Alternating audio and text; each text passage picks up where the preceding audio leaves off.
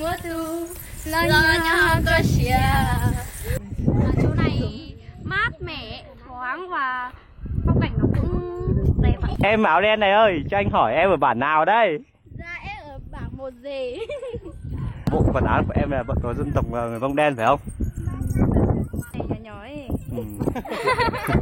Và đây là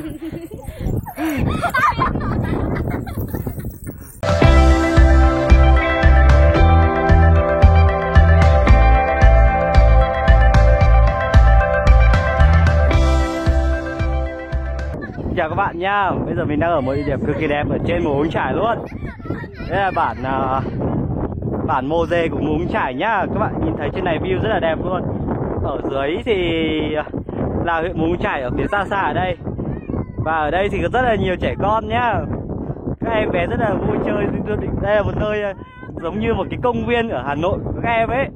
Các em vui chơi ở đây rất là đông luôn. Các em ngại quá thì chạy hết này. Và ngoài ra ở trên này còn có rất nhiều bạn trai bạn nữ đẹp lên đây chụp ảnh nha các bạn. Chào bạn nhá. Xinh quá.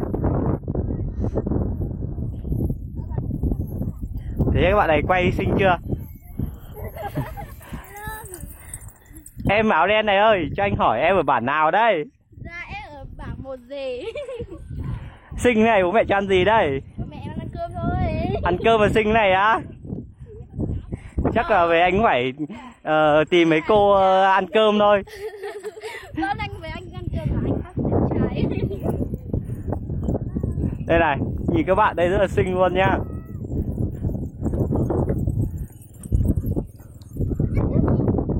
Thấy trẻ con trên này đông không? Trên này rất là mát các bạn. Bây giờ đang là tháng 6. Nhưng mà với những cái địa điểm như Hà Nội các thứ ấy thì rất là nóng, nhưng mà ở trên này rất là mát đấy các bạn. Gió rất là to. Nắng nhưng mà nó chỉ là nắng bình thường thôi. Ở trên này, đây là các em bé, các em đi chơi, các em bố mẹ thì đi làm ruộng đất rồi các bạn. Tại vì bây giờ trên này đang là mùa ruộng bậc thang. Đó, cẩn thận ngã nhá. Đây các bạn thấy đây, đây là ở trên bản. Các em nhỏ này đã phải đi cõng em đi trông em rồi, trông em cho bố mẹ rồi. Các bạn thấy cuộc sống ở trên này rất là khổ nhưng mà các em rất là vui. Trên này cực kỳ đẹp nha các bạn. Thì kia là mây à, nhìn rất là đẹp luôn. Ở phía bên này là bản Mông nhé các bạn. Ở phía bên này là bản Hàng Sông A hay cái gì đấy, mình cũng quên mất tên rồi. Nhưng mà ở phía xa bên kia là đồi Tình Yêu này, đây các bạn thấy đây, cái dãy thẳng này này, chỗ đấy là đồi Tình Yêu nhá. Chỗ đấy view rất là cao luôn, mình đã có cái video mà mình đã làm về cái đồi Tình Yêu đấy rồi. Còn phía xa bên này là La Vắn Tẩn này, đấy. Địa điểm du lịch ở đây rất là đẹp nhé các bạn. Chỗ này là giống như một công viên để cho các bạn vui chơi luôn. Ở đây có rất là nhiều bạn trẻ, các bạn trẻ đến đây để chơi, chụp ảnh. Đây là Mù Căng Chải là một trong những địa điểm rất là đẹp nhưng mà rất là thô sơ. Thế nên các bạn hãy đến đây chơi sẽ thấy được cái vẻ đẹp của Mù Căng Chải ở trên này. Rất là thô sơ và nó không giống như Sapa hay là những địa điểm khác thì đã đô thị hóa rất là nhiều rồi. Nhưng mà Mù Căng Chải thì còn rất là đơn sơ nha các bạn. Thế bên kia là xã Kim Nội này, đi từ cái chỗ này lên các bạn ạ. Đấy, còn bên này là bản gì mình không nhớ tên nữa. Mù Căng Chải là tận dưới kia kìa. Từ chỗ thị trấn Mù Căng Chải đến đây rất là dễ thôi, và nó cũng đường đổ bê tông hóa rồi hết rồi các bạn ạ. Phía xa xa kia là ruộng bậc thang các bạn, là ruộng đang rất là xanh vì người dân vừa mới trồng. Và đến tầm tháng 9 các bạn lên ruộng sẽ rất là đẹp luôn. Đây Mù Căng Chải. Chỗ này là một cái sân rất là rộng nhá. Đây các bạn thấy này, các bạn trẻ vui chơi đây rất là vui luôn. Những cô gái Mông, những chàng trai Mông. Nhưng mà do trời hơi nắng thì các bạn trai cũng cởi áo ra rồi, chỉ còn lại các bạn nữ thôi. Còn đây là một cô gái Mông đu nha các bạn. Quần áo của họ giờ nó khác hẳn với quần áo của dân tộc người Mông khác. Người Mông thì rất là nhiều bộ quần áo khác nhau, thế nên cũng có rất là nhiều bộ trang phục khác nhau chứ không phải là một loại nhé các bạn.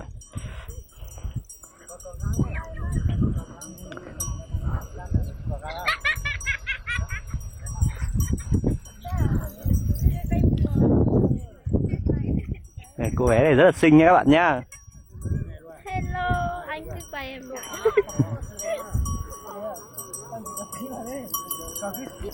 Đây các bạn này cũng rất xinh này. Đấy, các bạn đang chụp ảnh này.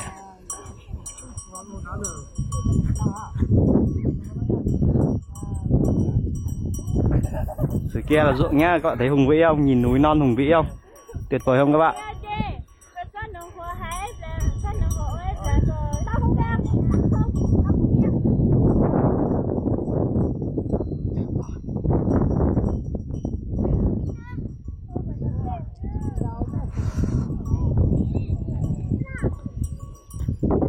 Một tí rồi mình sẽ quay cho các bạn những cái cảnh rất là đẹp ở đây. Mấy cái cảnh nói chung là cảnh đẹp ở chỗ Mù Căng Chải này. Đây chỉ là một trong những địa điểm đẹp của Mù Căng Chải thôi. Cũng như những cái kênh những cái video mình đã up lên sau trước ấy, thì Mù Căng Chải còn rất là nhiều địa điểm khác đẹp nữa. Các bạn hãy cố gắng lên Mù Căng Chải một lần để trải nghiệm nhé.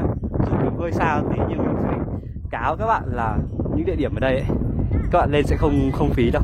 Nó rất là đẹp. Trời rất là mát các bạn ạ. Bây giờ chắc là tầm 16-17 độ thôi. Mà có gió nữa thì tuyệt vời luôn các bạn ạ.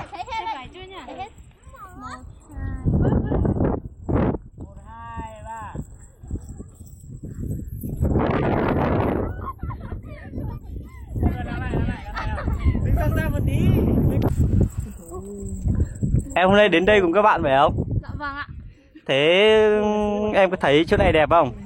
Chỗ này mát mẻ, thoáng và phong cảnh nó cũng đẹp ạ.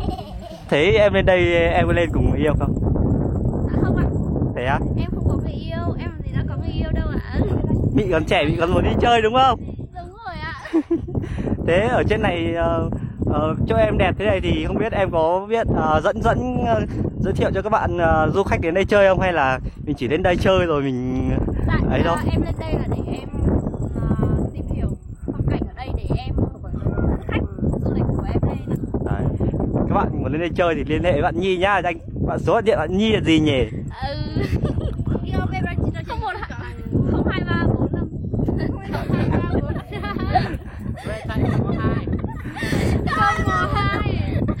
Dạ không, mọi người nếu mà mọi người muốn lên đây thì cứ liên hệ vào cái nick Facebook là Thảo Nhi.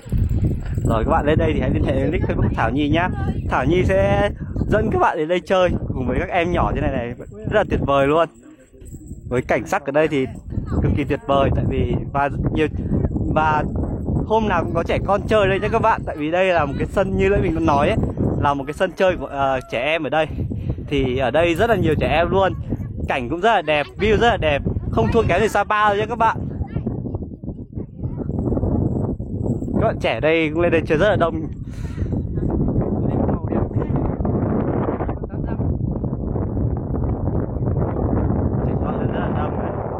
Các bạn hôm nay mình lên mình quên mang kẹo cho các em đi. Các em ngại ngùng, nếu mà các bạn có kẹo cho các em ấy, các em làm thân được với các em rồi thì các em sẽ sẵn sàng chụp ảnh với các bạn thôi. Đây này, các em nhỏ còn đang ngồi đây chơi bọn mình đây này.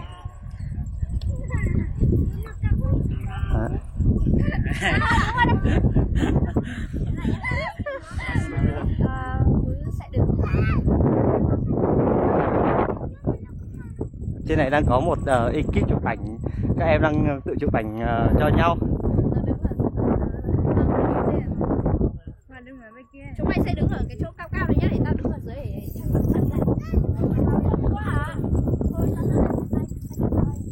cao em.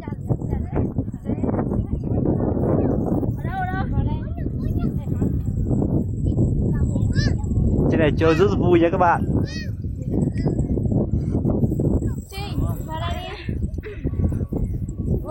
Bạn gái đấy mình vừa quay này rất là xinh gái luôn. Đứng như là khoác tay này. Đứng như thế nhá. Các bạn đây cũng rất đẹp trai nhá. Các cậu cứ tản ra đã. Đẹp trai xinh gái nhá các bạn. Để tớ vào đây. Xứng lựa, xứng đôi vừa lứa. Nhưng mà như vậy thì mới vào đúng không? Rồi mình sẽ cùng xem các bạn đóng đoạn TikTok nha. Rồi mình sẽ đứng xa ra để có để nhìn được hết cảnh các bạn đóng nha, cho các bạn xem nhé. Vùng núi rất là mát mẻ các bạn ạ. Đây là Mù Căng Chải vào tháng 6 nhá, vào năm 2020. Rất là thô sơ và mát mẻ, không thể nóng bức với lại ấy như ở trên đấy được.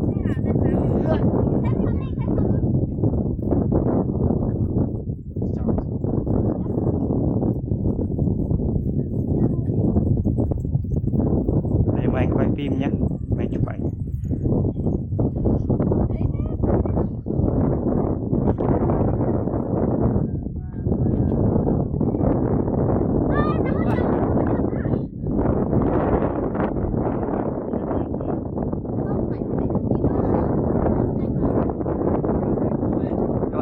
Các bạn đấy đang làm TikTok các bạn. Các bạn ấy đang đợi đến lượt mình biểu diễn này. Toàn các bạn đẹp trai xinh gái rồi nhé các bạn. Bạn áo xanh này rất là xinh này, cười tươi. Người Mông gọi là chỉ lu nhá. Chỉ lu nghĩa là đáng yêu.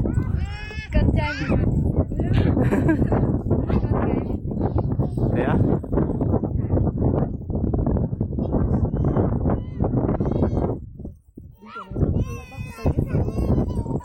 Đây này, em gái này.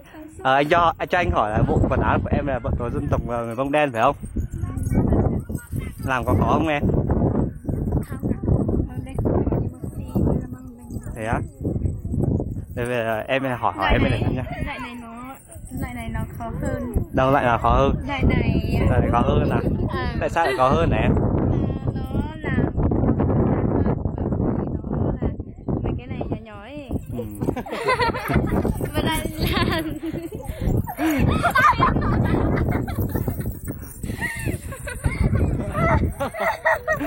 các bạn thấy cái xinh mà cười vô duyên không? Các bạn thấy bảo là quần áo Mông, người Mông Si thì nó là khó hơn, tại vì các bạn đây, cái này chi tiết của nó rất là nhiều đấy, từng cái mọc da này thì mọi người họ đều làm luôn đấy.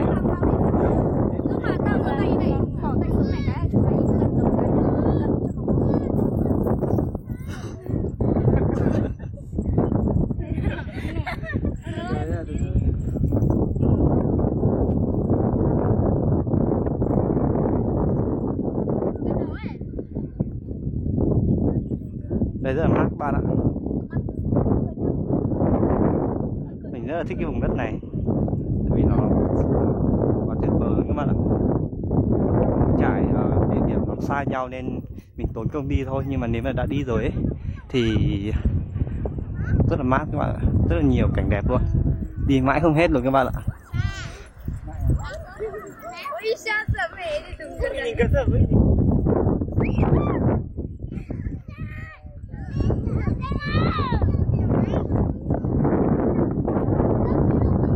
Trẻ con đây nhé, rất là đáng yêu. Trẻ con rất là đáng yêu các bạn ạ. Em bé đây rất là nhỏ này, còn chưa có quần chín. Đây là con nhỏ lắm các bạn ạ, chắc là mới tầm nếu bây giờ học chắc là học một giáo nhớ. Nếu là đi học thì chắc là học một giáo nhớ. Thì các em chơi rất là vui nha.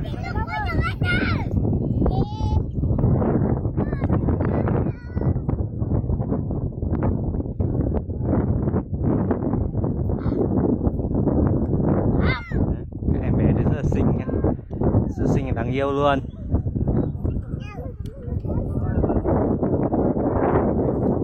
Luka cho nhớ.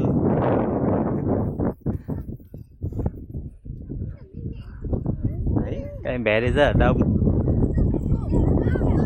Đây là khu vui chơi các em ở trên quê, trên rất là mát, chơi rất là vui các bạn.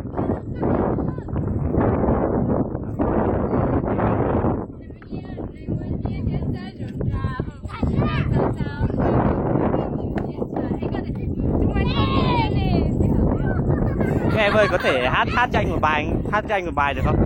Có thể hát cho anh một bài được không? 1, 2, 3. Này mua nha. Các bạn đấy sẽ hát một bài hát nha. Chanh chua luồng cao cho trong ly khu. Tu thảo y, ba thảo y có bùa chanh lưu. Thảo lan lưu của tao là thiên. Cô mà nhớ cứ chỉ bắp lo. Ở xe cho có muốn chỉ đâu. Có sao trắng, có nhỏ trắng, họ cú lưu xìa. Ê cú thịa, rồi tuôn chỉ có đùa. Thảo y bên đi xí xí xanh có.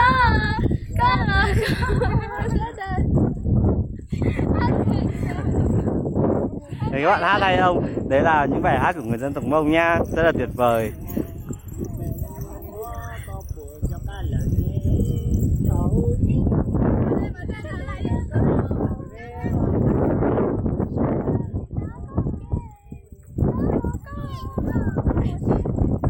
Cái này mát lắm các bạn ạ. Thật sự là rất là mát luôn.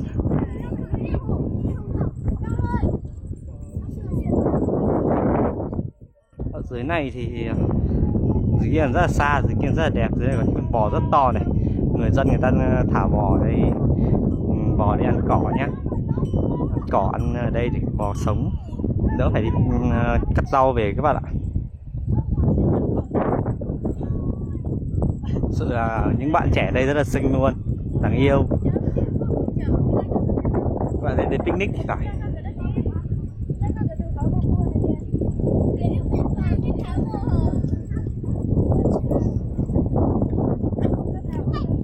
Trẻ em này, đông chưa? Đông chưa?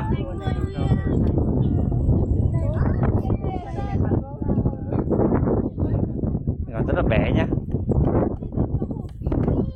Thì các bạn hết ngại mình rồi.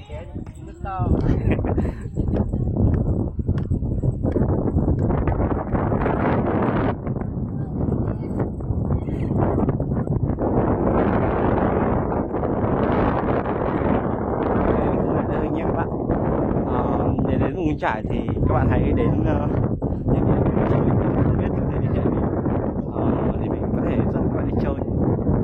Facebook của mình là bạn chủ nhé các bạn. Hãy đến đây để chơi thì đây là một địa điểm rất là mới. Du lịch chỉ mới được phát triển từ 3-4 năm nay thôi, thế nên mọi thứ còn rất là thô sơ, rất là đẹp. Hãy đến vùng trải trải nghiệm các bạn. Ok, cảm ơn, chào tạm biệt các bạn.